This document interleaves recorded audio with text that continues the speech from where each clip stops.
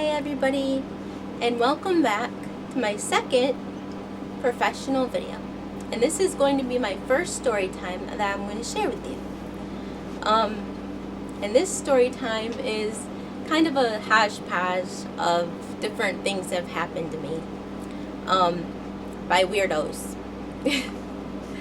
I'll try to be not too long-winded because I don't have a lot of space right now. So I'll tell a few different stories. One of them was the first real bad, well, this is actually the second experience from work. I worked at Wendy's first, and then I worked at Meijer. My second time, this is a story from Meijer, the first Meijer I used to work at, and that was at in Greenville. And this was really like a messed up situation altogether. And I'm gonna call the guy not by his real name. I will call him Brad. This is the guy's name that I'm dealing with. It's not his real name. But Brad was kind of a cool guy. I kind of, had an interest in him. Not like anything like, I didn't really have a crush on him per se. His looks was kind of weird, but I liked that he had been in California. And, living in the country, Bumpkinville, was like, anything that was outside of where I was kind of was interesting to me. So I think that's what kind of drew me to him. And I always liked the outcast. I always befriended the outcast because that's just how I was. And everybody kind of acted like he was this bad guy. And so I guess in some ways I got attracted to a bad guy. But, the troublemaker type, yeah, he was like that. But it was just the way that he talked. He was very suave in how he talked, and it just made me very comfortable talking to him. And I was very naive and shy back then. So if a person was comfortable like that, it really drew me in. And anyways, people saw that I had interest in him, and some of the females that worked with me, one of the females in particular that had dated him before me, told me that he was no good and that he was trouble. And I was like, I was just thinking she was kind of just way too overprotective of me. And I always had people befriend me and treat me like they were my mother and everything. So even people that were younger than me, because she was, I think, and she was like, Lisa, you're not going to get involved with him because he's trouble. And I was like, he's kind of cool. And, I felt for him. And he was wanting to go on a date with me. And now that I think about it, the fact that he could go to the bar probably says that he was over 21. And I was under 21 at the time. So I think I was only 17 maybe. So yeah, I was an underage kid. And he was interested in me that way. Though that's not the only person that ever did that back then, because I had a lot of weirdos, especially my different jobs. I got approached by a lot of weirdos. Even the bus driver wanted, the public transportation system bus driver, even gave me his number once. So yeah, I had a lot of weirdos that when you live in a hick town, it's kind of like that. But yeah, Brad got me so interested in doing this, and I never disobeyed my parents, but this was one time I actually did. And I was gonna meet him at Meijer where I worked, and pretend like I was going to work so that I could go be with him. We would go to the bar together. I don't know how I thought I was even gonna get to do anything at the bar since I was under 21 with no ID, but that's just the way it was. So anyways, that day, it was a Saturday, I believe, because my friend kind of started getting me distracted, and she brought me over to the Fashion Bug I think, or fashion designer or something. Some little outlet store that was taking modeling applications. And we were like, she was all like, "Come on, Lisa, let's go try, and we can put our, see if they would accept us and everything." And I was like interested in that because modeling, who would it be? So I was like, oh, cool, and and so we both grabbed an application, and then she started having us go, this place and that place. She's just trying to keep me from going back to Meyer. And when we got there, she was like, "You have to wait in the car because, I have to go do something." And at the time, I didn't realize why she was going to have me wait in the car. And I was like, okay. And that was the time that I was supposed to meet Brad. And I was going to go with him. And apparently, they had gotten into a confrontation when they were in the store. And I was like, and he got really pissed. And some of the employees at Myers just told him to leave, I guess. And so he left. And I was like, I came in, I was like, "What's going on?" And she was like, "Well, he left. You're not going to be able to get with him." And I was so crushed because I really was looking forward to this, I was really looking forward to getting with him. And, it was going to be my first real date, so to speak. And it was really like a very depressing moment. I remember the whole night I was like so distraught, and I started crying. And one of the other employees at first they were like, she's old enough, she can do what she wants. If she wants to go with him, she can go with him. And my friend was like, "Well, she doesn't know any better." And I was just really out of it because I was just didn't know what to think. And one of the other employees was like, "Well, I can take you around, see if we can find him." And we went to a couple of different like little bars and stuff. Later on, I guess my mom's work employee saw me there and confronted my mom about why I was in a bar. But yeah. But I had told my parents I was going to Myers to work, so they didn't think anything, bad. And I said I was going to go stay with an employee that night, so they didn't have to worry about getting me.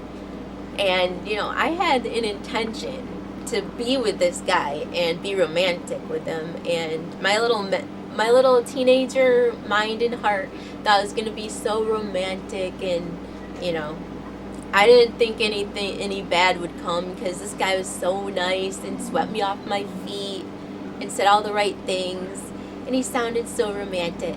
And I was just so like awestruck and everything. I was just like infatuated so big. It wasn't like for a crush, it was just like, I don't know, it was just like the idea of a romance, I think. But that was really my first experience, and apparently he ended up like almost driving my friend off the road because he got that pissed that she inadvertently she wanted us to not be together, me not to be able to be with him. And yeah, so basically that ended bad. I didn't ever get with him. He was pissed, and he was banned and blocked from Meyer for a while. And all in one night. Yeah. But what came from that experience was actually my next experience I want to share, and I think I'm just going to share these two because they're so long. This will be my first story time for you, though, just so you get the feel. My next one was this other guy. His name, I'll say Paul. That's not his name either. But he apparently... Wasn't his last name Bunyan? No. But he is not Paul Bunyan. Oh, he was a big lumberjack guy. But he was like... Apparently he had been watching me. So he kind of was a stalkerish type guy. And I didn't even know he like was into me like that. Because I was so obtuse to guys back then. Unless they came out and said they had a thing for me, then I knew. But if they just were like quiet about it or just made hints or whatever, I didn't catch on. I was obtuse. But apparently he knew about what had happened with Brad, and my one friend that had made it so I couldn't be with Brad actually introduced me to this other guy who already had a thing for me. And so he and I became kind of an odd thing, but not really, but kinda, but not really. Because I didn't really like him like that. He was kind of weird and very standoffish. And he had that odd vibe where, like, you don't know where you stand with the person. Like, he was totally opposite of what Brad was. And I never, nothing about him really enticed me. In fact, when I was in college later, he would write me letters, and they were very, like, graphical, and they all said the same basic concept. He wanted me, he wanted to do me, he wanted to be, he was very vulgar in how he talked in the letters, very different than how he was in real life. And I was like, oh my gosh, he would write letters all the time. I don't know how many letters I got when I was in college by this weirdo, but he would just, like, tell me he wanted me and that he was waiting for me and everything. Yeah, he was a creep. And I think somehow he realized what number I was in my room number, because him and Dan both, because he apparently told Dan where I was, or he found out because I wrote a thank you card to all my little employees for being employed with me. I was friendly like that.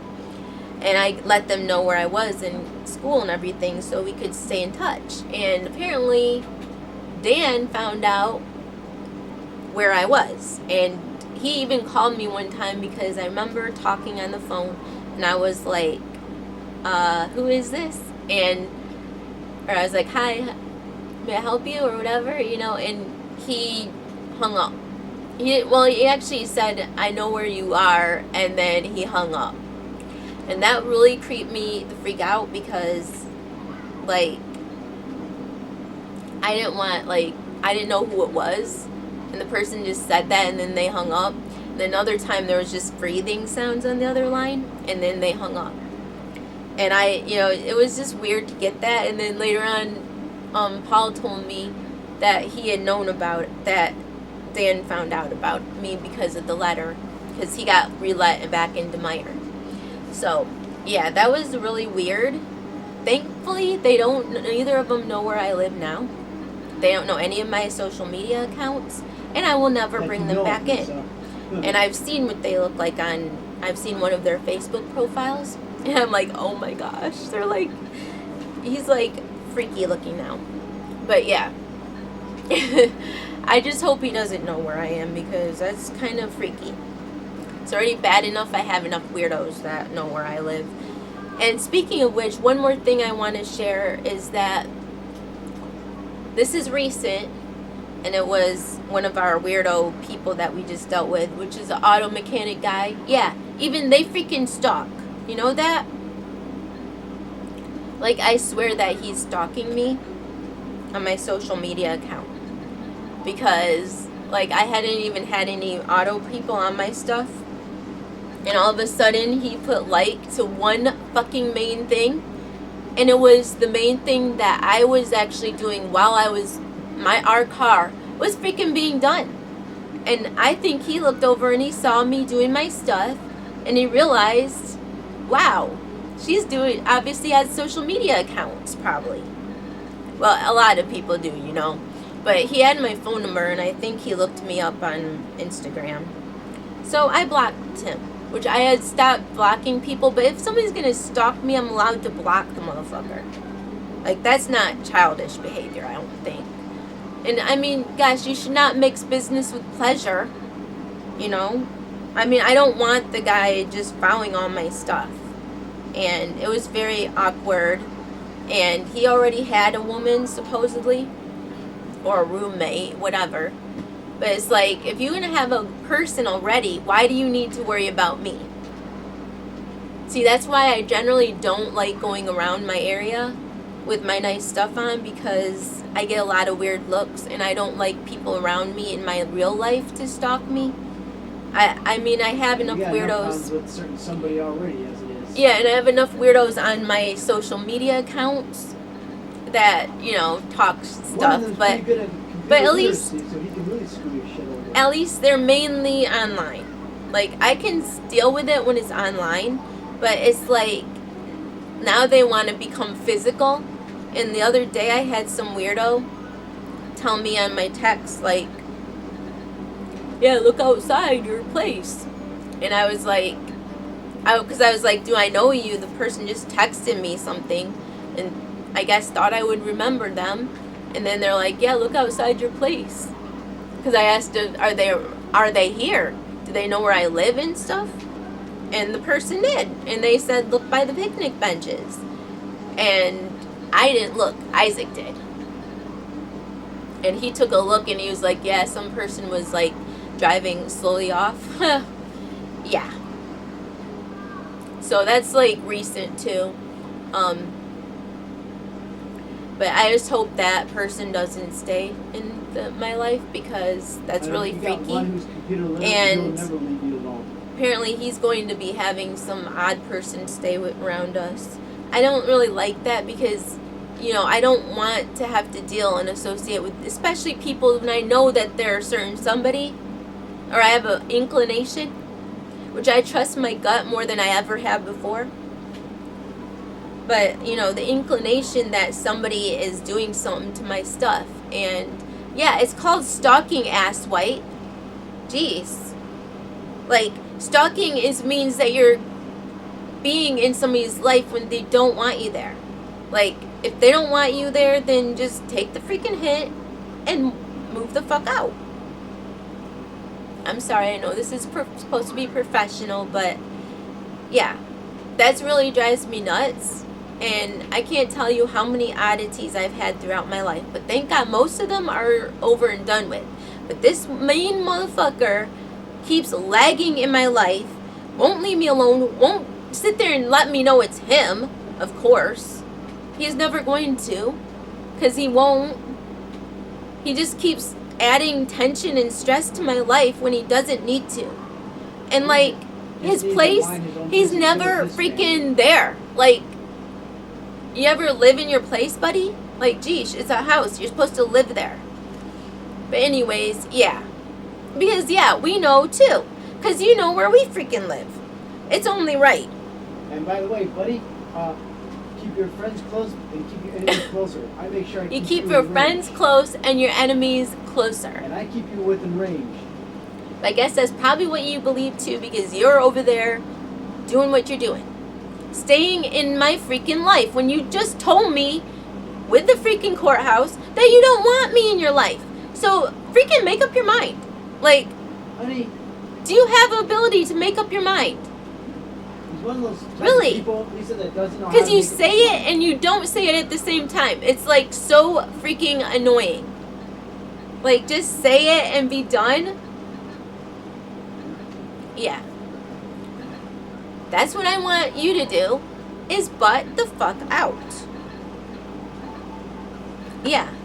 And I'm allowed to do my stuff.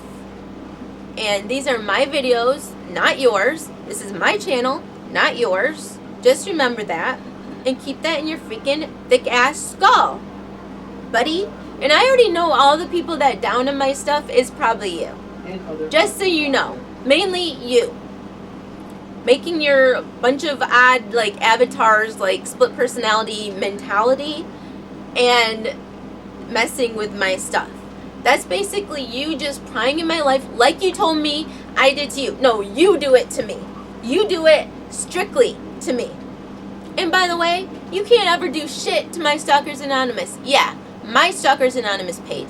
That is, like, close to 1,000 likes. Yeah, way more than your stupid thing, and yeah, I took it down, buddy.